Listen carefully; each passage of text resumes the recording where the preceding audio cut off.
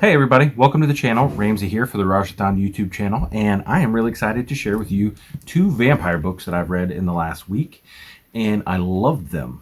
You've got Salem's Lot by Stephen King and The Lesser Dead by Christopher Buehlman. Ironically, they're both set in the mid to late 1970s, and this one is a 5-star. This one is a 4-star in my opinion. There was a few things, you can kind of tell this is early on in King's writing. There's a couple things that he did that probably weren't the best, but I enjoyed this quite a bit.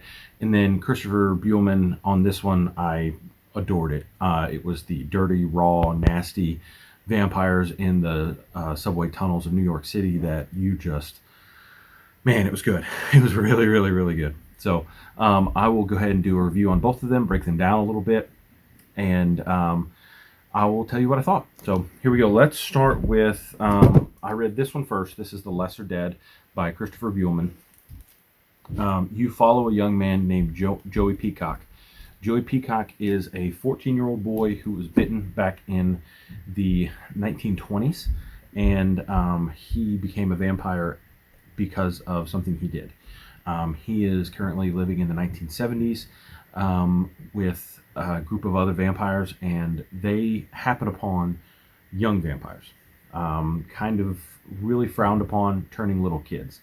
These kids are probably 6, 7 years old, and they don't know much about them, but they watch them walk up, charm a man, hold his hand, walk away with him, and he never shows up again.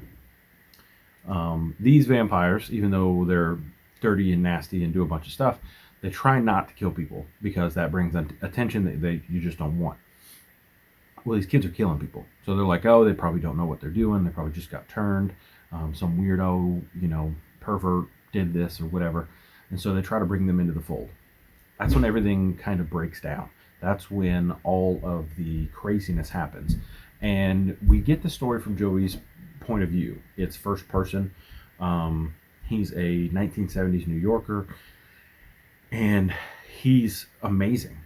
Like just the way he thinks about the world, the way he talks about the world. It's a punk kid. It's like this little jerk dude that you just like, but you shouldn't like. It was wonderful. It's bitey. It's fun. Oh, man, it was a blast. I recommend everybody read it. It's not very long.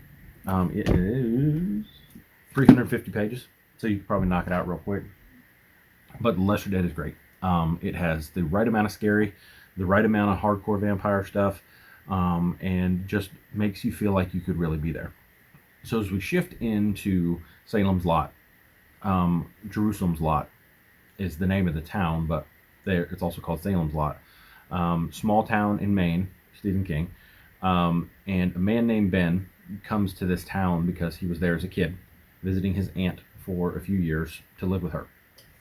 And while he was there, there's this old haunted house that he went into. He can't get that house out of his head. He is a writer, and he wants to write about this house that he believes is evil. And so when he gets there, not long after that, 2 men get there as well. They're weird, they're creepy. You kind of just get the sense of evil from those 2 men. And as things progress, 2 kids disappear. One of them shows back up, but he's perpetually sick and then eventually dies. And that's when all the fun starts happening. All the things start going on, and it's a wonderful, wonderful story about a lot of flawed people in a small town that if everybody died, no one would ever know. And the atmosphere, the sense of evil, the description of the town, the way that it's just described in such detail was fantastic. It was wonderful. There's cool relationships between characters. You get like a mentor, you get a girlfriend, you get a doctor friend. It's like Dracula, all the people that got together for hunting Dracula, right?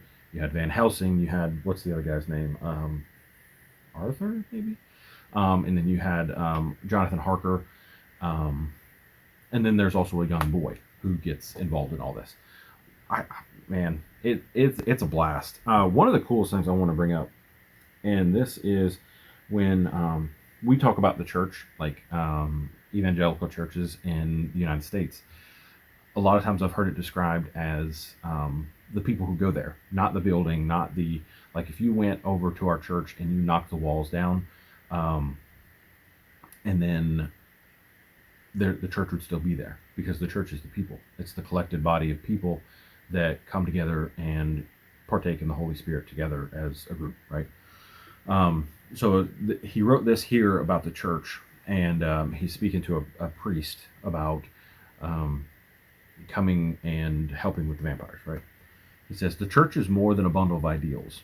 As these younger fellows seem to think, it's more like a spiritual Boy Scout troop. But the church is a force, and one does not set a force in motion lightly.